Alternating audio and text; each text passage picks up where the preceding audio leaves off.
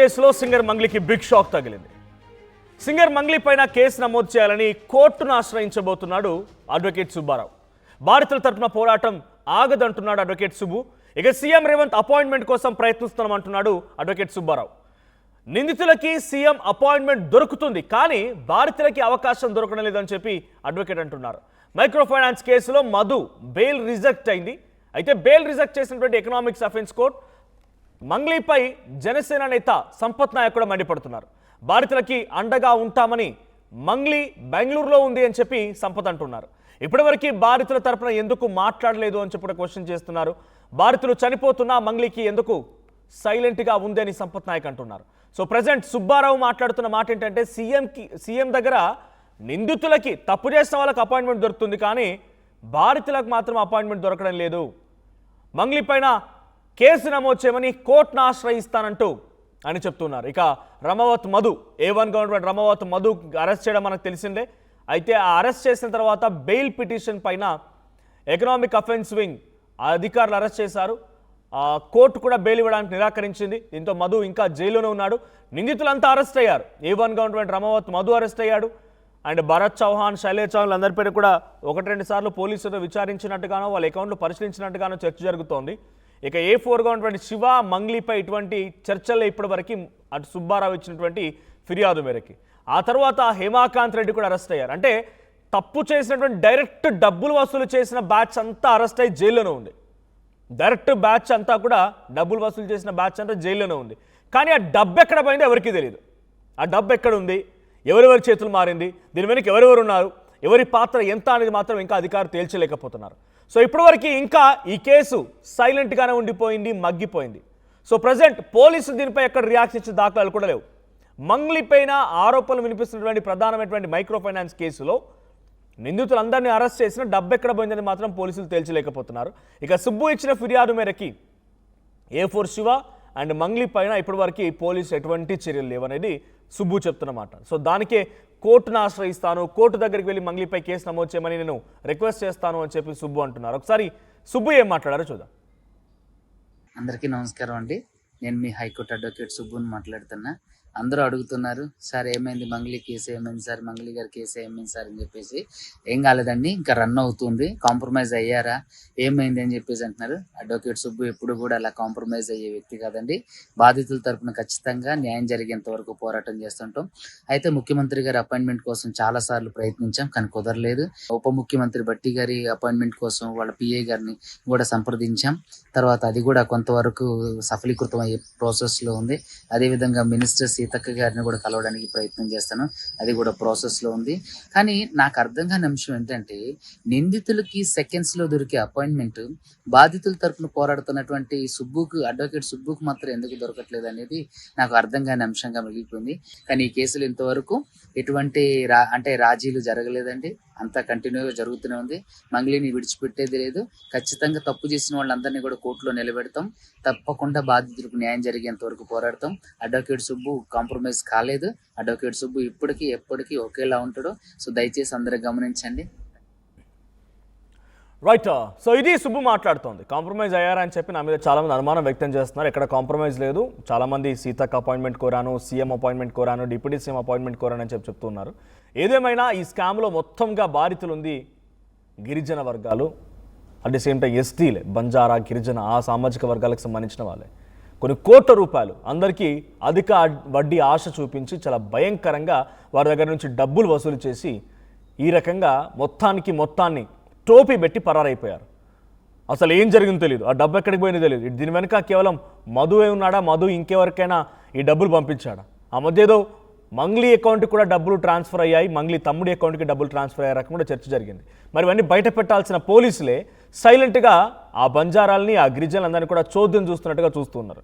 ఇంత పెద్ద ఒక భారీ కుంభకోణం, కొన్ని 100 కోట్లు అని చెప్పి సాక్షాత్తు RTV లైవ్ డిబేట్లోనే చాలామంది బాధితులు పార్టిసిపేట్ చేసి చెప్పిన పరిస్థితి ఆ గ్రామాలకు సంబంధించి. సో ఇంత పెద్ద మొత్తంలో జరిగిన ఎకనామిక్ అఫెన్స్ వింగ్ ఇప్పటివరకు ₹1 కూడా బయట తీసుకురాలేకపోయిందా? ఇదే క్వశ్చన్స్ ఇప్పుడు రేజ్ అవుతూ ఉన్నాయి. మా ప్రతినిధి క్రైమ్ శ్రేణి రిపోర్టర్ ఇనారెడ్డి సిద్ధంగా ఉన్నారు. ఇనారెడ్డి, ఏంటి మంగ్లీ ఆరోపణలు ఎదుర్కొన్నటువంటి మైక్రో ఫైనాన్స్ కేసులో ఇప్పుడు అడ్వకేట్ సుబ్బు కోర్టును ఆశ్రయించబోతూ ఉన్నారు. So economic wing offence wing ఇప్పటికే ఎవరైతే డైరెక్ట్గా ఈ డబ్బులు వసూలు చేసిన బ్యాచ్ ఉందో దాంట్లో హిమాకాంత్ రెడ్డి కానీ మధువే కానీ ఇంకొక శివకుమారే కానీ అందరినీ కూడా అదుపులోకి తీసుకున్నారు పోలీసులు, రిమాండ్కి తరలించారు, విచారిస్తున్నారు, అన్నీ జరుగుతూనే ఉన్నాయి. కానీ ఇప్పటివరకు ఒక్క రూపాయికి సంబంధించిన విషయం కూడా బయటకు రాలేదు. దీంట్లో ఆరోపణలు ఎదుర్కొంటూ సుబ్బు ఇచ్చిన కంప్లైంట్ ఆధారితంగా ఎఫ్ఐఆర్ నమోదు చేసిన నేపథ్యంలో A4, A5గా మంగ్లీ అండ్ మంగ్లీ తమ్ముడు కూడా ఉన్నారు. సో ఇప్పుడు వాళ్ళపై ఎటువంటి చర్యలు ఉండబోతున్నాయి, ఏమైనా అప్డేట్ ఉందా ఈ కేసు పైన ఇంకా?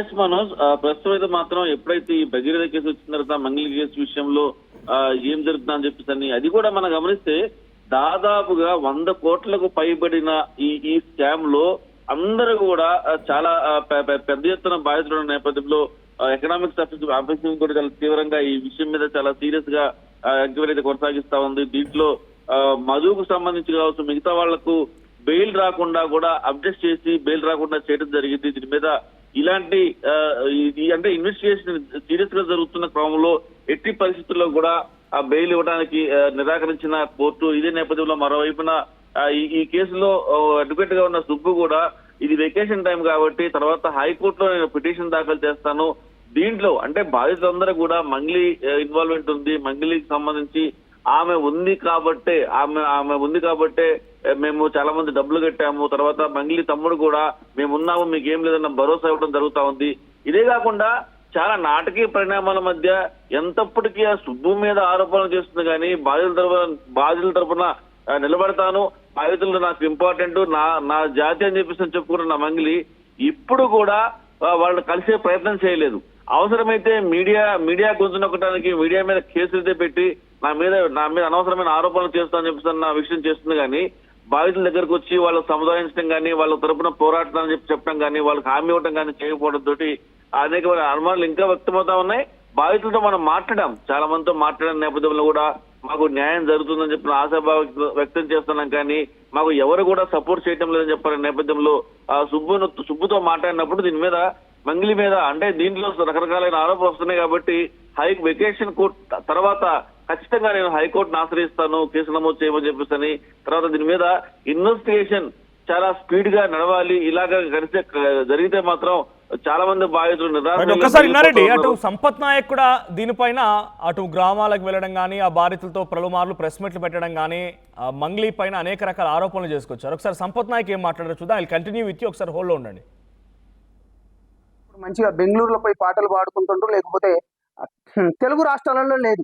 నేను వాళ్ళకు కూడా చెప్తున్నాను, మీరు ఇప్పటి వరకైనా మీరు బాధితులకు అండగా ఉంటా అన్న మంగ్లీ మేము ఇన్ని రోజుల నుంచి చూస్తున్నాం. బాధితులకు అండగా ఉండడం దేవుడికి ఎరగని పోయి బెంగళూరులో పోయి పాటలు పాడుకుంటుంది. సంతోషం, వెళ్ళండి పాటలు పాడుకోండి, కానీ బాధితుల తరపు నుంచి నిలబడాలి కదా నువ్వు. పోనీ బాధితులు అరే లాయర్కు ఇన్ని రోజులు మేము కష్టపడి మీ తరపు నుంచి నిలబడ్డాం, మీరు స్వతహాగా లాయర్లను పెట్టుకోండి అని మేము ఆల్రెడీ ఒక గ్రూప్ కూడా క్రియేట్ చేసినాం. ఇండివిజువల్ కేసులు వేసుకోండి అంటే వాళ్ళు ఈఓడబ్ల్యూకి వెళ్తే అక్కడ కేసులు తీసుకోలేదు. సో మేము త్రూ లాయర్ ద్వారానే దట్టు వీళ్ళకు ఇప్పుడు ఏంటంటే ఇది కూడా లాయర్ కూడా ఉచితంగా రావాలి వీళ్ళకు బాధితులకు. సో అందుకని చెప్పేసి లాయర్ని కూడా మేము మాట్లాడడం జరుగుతుంది. కొద్ది రోజుల్లోనే మీకు పూర్తి వివరాలు కూడా ఇస్తానని తెలియజేసుకుంటూ నేను మీ సంపత్ నాయక్ని డెఫినెట్లీ ఎక్కడ తగ్గేది లేదు.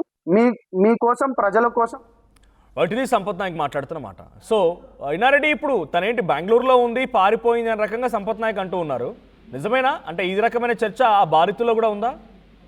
ఖచ్చితంగా మనోజ్, అంటే ఆమె హామీ ఇవ్వడం జరిగింది, తర్వాత ఆమెను చూస్తే డబ్బులు కట్టామని చెప్పేసి నెత్తిదూరు బాదుకుంటున్న పేద బలహీన వర్గాలకు చెందిన ప్రజలు మాట్లాడిన నేపథ్యం మనం చూసాము, వాళ్ళ ఆవేదన కూడా మనం చూసాం. అయినప్పటికీ కూడా ఏ మాత్రం లెక్క చేయకుండా ఆమె తన పని తను చేసుకుంటూ పోతూనే ఉంది, పాటలు పాడుతూనే ఉంది. తర్వాత ఆమె ఎక్కడా కూడా బాధితుల తరపున మాట్లాడే ప్రయత్నం కానీ బాధితులతో కలిసే ప్రయత్నం కానీ తన జాతి బిడ్డలు ఏ రకంగా మోసపోయారో అని చెప్పని ఇంత భారీ ఎత్తున ఆరోపణలు ఎదుర్కొంటున్నా కూడా ఎక్కడా కూడా వాళ్ళు కలిసే ప్రయత్నం చేయలేదు. ఇదే కాకుండా మనోజ్ చాలాసార్లు మనం చెప్పుకున్నాం, ఇంత జరుగుతున్నా మధు మీద మంగ్లీ ఎందుకు కేసు పెట్టలేదు, ఎందుకని ఆమె మధు ఎంతప్పటికీ అడ్వకేట్ సుబ్బారావు మీద కేసు పెడుతుంది, లేకపోతే అవసరమైతే మీడియా మీద కూడా కేసులు పెడుతుంది, కానీ మధు మీద అంటే తన జాతి వాళ్ళను తన పేరు చెప్పి మోసం చేసినప్పుడు మనోజ్ మనం ఒక విషయం చాలా లాజికల్ గా గమనిస్తే ఎవరైనా సరే నీ పేరుతో నా పేరుతో కనుక ఎవరైనా ఏదైనా ఇష్యూ చేస్తే మనం ఖచ్చితంగా పోయి పోరాడతాం. నా పేరు ఎందుకు వాడుకున్నావు అని చెప్పని ఖచ్చితంగా కేసు పెడతాం. ఇది చాలా సింపుల్ లాజిక్. అయినప్పటికీ కూడా ఏ మాత్రం మధు మీద కేసు పెట్టకుండా మీడియా మీద కేసు పెట్టేసింది. తర్వాత దీని మీద ఫైట్ చేస్తున్న సుబ్బారావుకి సపోర్ట్ ఇవ్వాలా, మోరల్ సపోర్ట్ ఇవ్వాలా. అదే కాకుండా అసలు సుబ్బారావుని బెదిరించే ప్రయత్నం చేస్తా ఉంది. అంటే ఎలాంటి ఇన్వాల్వ్మెంట్ లేకపోతే సుబ్బారావుని బెదిరించాల్సిన అవసరం ఏంది? ఇలాంటి చాలా ప్రశ్నలు, సమాధానమైన చాలా ప్రశ్నలు బాధితులు వ్యక్తం చేశారు. అయినప్పటికీ కూడా ఏ మాత్రం లెక్క చేయకుండా తన జాతి ఏమైనా పర్లేదు, నాకు డబ్బులు ముఖ్యం, నేను నా పని చేసుకుంటూ పోతాను చెప్పని హ్యాపీగా పాటలు పాడతామని ముందు చెప్పాడు. పాటలు పాడుకోవటం ఆమె లైఫ్ స్టైల్. కానీ తన తరపున తన పేరు చెప్పి మోసపోయిన బాధితులకు న్యాయం ఎందుకు చేయటం, దాని మీద కూడా ఖచ్చితంగా ఇప్పుడు వెకేషన్ కోర్టు కాబట్టి కొన్ని కేసులు నమోదు కాలేదు. సంపత్ నాయక్ చెప్పినట్టుగా డెఫినెట్ గా వెకేషన్ కోర్టు తర్వాత మరికొన్ని కేసులు నమోదయ్యే అవకాశం ఉంది. సుబ్బారావు కూడా మరికొన్ని కేసులు నమోదు చేసి దీని మీద స్పీడప్ చేయడం కాకుండా మనం చూస్తా ఉన్నాం. బండి భగీరథ కేసులో 2 సిట్లు ఏర్పాటు చేయడం జరిగింది. మరి ఇంతమంది బాధితులు ఉన్నప్పుడు దీంట్లో ఇంకా సీరియస్నెస్ కనుక రావాలంటే పోలీసు సీనియర్ అధికారులతో పాటు ఒక సిట్ ఏర్పాటు చేయడం కానీ, ఒక ఇన్వెస్టిగేషన్ టీం ఏర్పాటు చేయడం కానీ చేస్తే. కానీ పోలీసు నిర్లక్ష్యం చేస్తున్నారు ఈ కేసు విషయంలో. అందరూ కూడా బంజారాలే, అందరూ యూనిటీగా లేరు, వారంతా చెట్టుకొకరు పుట్టకొకరులా ఉండిపోయారు. పెద్దగా ఫైట్ చేసే నాలెడ్జ్ కూడా లేదు. అంతా అజ్ఞానులు, ఇల్లిటరేట్స్ అనే రకంగా పోలీసు కూడా సైలెంట్ అయిపోతున్నారు. ఎందుకంటే నిందితులంతా పోలీసుల చేతిలోనే ఉన్నారు. కొన్ని కోట్ల రూపాయలు దండుకున్నటువంటి ఆ వ్యక్తులు, అది హేమాకాంత్ రెడ్డి పేరు ప్రధానంగా కొంతమంది బాధితులు చెప్తున్నా, మధు పేరు అందరూ చెప్తున్నా, వీళ్ళంతా ఉంది పోలీసుల చేతిలోనే కదా. ₹1 తీయలేకపోయారు. ఈ ట్రాన్సాక్షన్స్ ఎక్కడ పోయాయి, ఈ డబ్బులన్నీ ఎక్కడి నుంచి వచ్చాయి, ఏం చేశారు, ఇవన్నీ ఏం చూపించలేకపోతున్నారు. ఇంతవరకు ఎటువంటి ఇన్వెస్టిగేషన్ సాగింది ఇనారెడ్డి? మనోజ్, మనం చూసాం ఎకనామిక్ అఫెన్స్ డీసీపీ ముత్యం రెడ్డి గారితో మనం మాట్లాడడం జరిగింది. ఇన్వెస్టిగేషన్ మాత్రం సీరియస్ గానే జరుగుతుంది. అంటే మీడియాలో హైలైట్ అవ్వట్లేదు కానీ పోలీసులు మాత్రం తమ పని చేసుకుంటూ పోతూనే ఉన్నారు. దీంట్లో చాలా కీలకమైన విషయాలు అయితే మేము రాబట్టగలిగాము. తర్వాత ట్రాన్సాక్షన్ సంబంధించి అంటే ఎకనామిక్ అఫెన్స్ అనేది ఆర్థిక పరమైన అంశాలను ఆధారంగా చేసుకొని ఇన్వెస్టిగేషన్ చేస్తా ఉంది. ఆ ఆర్థికపరమైన అంశాలలో ఈ డబ్బులు ఎక్కడి నుంచి వచ్చాయి, ఎవరు తీసుకెళ్లారు, ఎవరు ఇన్వెస్ట్ చేశారు, ఎక్కడ ఇన్వెస్ట్ చేశారు, దాని మీద చాలా కీలకమైన దర్యాప్తు అయితే కొనసాగుతా ఉంది. ఖచ్చితంగా మేము త్వరలో ఆ విషయాన్ని మేము పబ్లిక్ లోకి తీసుకొస్తామని చెప్పని కూడా ఎకనామిక్స్ అఫెన్స్ చెప్తా ఉంది. అంటే సైబరాబాద్ ఎకనామిక్ అఫెన్స్ వింగ్ లో నమోదైన కేసుల నేపథ్యంలో వాళ్ళు సీరియస్ గా ఇన్వెస్టిగేషన్ కొనసాగుతా ఉంది. కానీ ఆ తర్వాత మిగతా ఎక్కడైతే జిల్లాల్లో నమోదైన కేసులు కావచ్చు, తర్వాత మిగతా ప్రాంతాల్లో నమోదైన కేసుల విషయంలో ఖచ్చితంగా ఇన్వెస్టిగేషన్ అంతా స్పీడ్ గా నడవట్లేదని తెలుస్తా ఉంది. ఖచ్చితంగా దీని మీద డీజీపీ సివి ఆనంద్ గారు ఇన్వాల్వ్ అయి జిల్లాల్లో కావచ్చు, తర్వాత ఇక్కడ హైదరాబాద్ లో కావచ్చు, తర్వాత ఎకనామిక్ సర్వీసింగ్ లో కావచ్చు, ఓవరాల్ గా ఈ 100 కోట్ల స్కామ్ లో ఇన్వాల్వ్ అయిన ప్రతి ఒక్కరిని విచారణ చేయాలి. దాని మీద స్పీడప్ చేయడానికి ఒక కమిటీని వేయటమే కాకుండా ఒక దాని మీద దర్యాప్తు కనుక చేసి వాళ్ళకి న్యాయం చేయగలిగితే, ఎందుకంటే దీంట్లో మనం ఎకనామిక్ అఫెన్స్ వింగ్ చెప్తున్న సమాచారం ప్రకారం బినామీల పేర్లతో వీళ్ళు భూములు కొన్నారు. దాదాపుగా అది కూడా కొన్ని కోట్ల రూపాయల ప్రాపర్టీ ఉంటుంది. దాని కనుక సీజ్ చేసి అఫీషియల్ గా కనుక పబ్లిక్ కి ఇవ్వగలిగితే చాలా వరకు పబ్లిక్ సేవ్ అయ్యే అవకాశం ఉందన్న విషయాన్ని కూడా మనం ఎకనామిక్ అఫెన్స్ వింగ్ ముత్యం రెడ్డితో మాట్లాడినప్పుడు ఆయన మనకు స్పష్టం చేయడం జరుగుతూ ఉంది. ఏదైనప్పటికీ దీని మీద వెకేషన్ కోర్టు తర్వాత జరిగే పరిణామాలు చాలా తీవ్రంగా ఉంటాయి. దీని మీద డీజీపీ గారు కూడా సీరియస్ గా స్పందించే అవకాశం ఉంది. మరి సుబ్బారావు కూడా నేను ముఖ్యమంత్రి గారిని కలుస్తాను, దీని మీద పూర్తి స్థాయిలో న్యాయం జరగాలంటే మాత్రం ఖచ్చితంగా కొన్ని కేసులు నమోదు చేయాల్సిన అవసరం ఉంది. కొంతమంది తన మీద అసత్యారోపణలు చేస్తా ఉన్నారు. అంటే సుబ్బారావు అమ్ముడు పోయాడని చెప్పని, సుబ్బారావు ఎట్టి పరిస్థితి అమ్ముడు పోయేది లేదు, నేను పేదల తరపున పోరాడతానని చెప్పేసి ఒకవైపు చెప్తున్న పరిస్థితి చూస్తా ఉన్నాం. ఏదైనప్పటికీ వెకేషన్ తర్వాత చాలా విషయాలు బయటకు వచ్చే అవకాశం ఉంది. మరి ఇప్పుడు నన్ను ఎవరు పట్టించుకోవట్లేదు మీడియా అని చెప్పేసి మంగిలి ఏమైతే అనుకుంటుందో, మీడియా ఎప్పుడు నిద్రపోదు, ఖచ్చితంగా ప్రజల తరపున పోరాటానికి సిద్ధంగా ఉంటుందని చెప్పి మనం చెప్పుకోవచ్చు. ప్రధానంగా చూస్తే ఈ విషయంలో ఇంతవరకు కూడా ఆమె స్పందన లేదు. బాధితుల తరఫున ఆమె ఇంతవరకు కూడా ఒక చిన్న వర్డ్ మాట్లాడటం కానీ వాళ్ళని కలవడం కానీ చేయకపోవడం తోటి ఫ్యూచర్ లో జరగబోయే పరిణామాలు మాత్రం ఖచ్చితంగా మంగిలికి ఎదురుదెబ్బ తగిలే అవకాశం మాత్రం చాలా స్పష్టంగా కనిపిస్తా ఉంది. Manoj, right, thank you Nareddy. So మొత్తంగా మంగ్లీ ఆరోపణలు ఎదుర్కొన్న మైక్రో ఫైనాన్స్ కేసులో బాధితులు ఇంకా బాధితులుగానే ఉండిపోయారు. అంటే తక్షణమే ఇప్పటికిప్పుడు ఉన్న పలంగా న్యాయం జరిగింది వాళ్ళకని మనం కోరుకోలేం. కానీ అందరూ బంజారాలు, చాలా గిరిజన ప్రాంతాలకు సంబంధించిన వాళ్ళు, చాలా అట్టడుగు చిన్న చిన్న తండాలకు సంబంధించిన వాళ్ళంతా కూడా సో వాళ్ళ దగ్గర నుంచి రూపాయి పోగు చేసుకొని ఉన్న భూమి అమ్మేసుకొని మెల్లో ఉన్నటువంటి పుస్తలు సైతం తాకట్టు పెట్టి డబ్బులు తీసుకొచ్చి వీళ్ళందరికీ ఇస్తే వీళ్ళంతా వాటితోని ఎలా ఎక్కడ దాన్ని బట్టి ఇన్వెస్ట్ చేశారు, ఎలా వాటిని వినియోగించుకున్నారో తెలియదు. మంచి మంచి లగ్జరియస్ కార్లు, లగ్జరియస్ లైఫ్ లీడ్ చేసారంతా కూడా. ఆ మధువు చేసే రీల్స్ చూస్తే పరేషాన్ అవుతారు ఒక్కొక్కరు.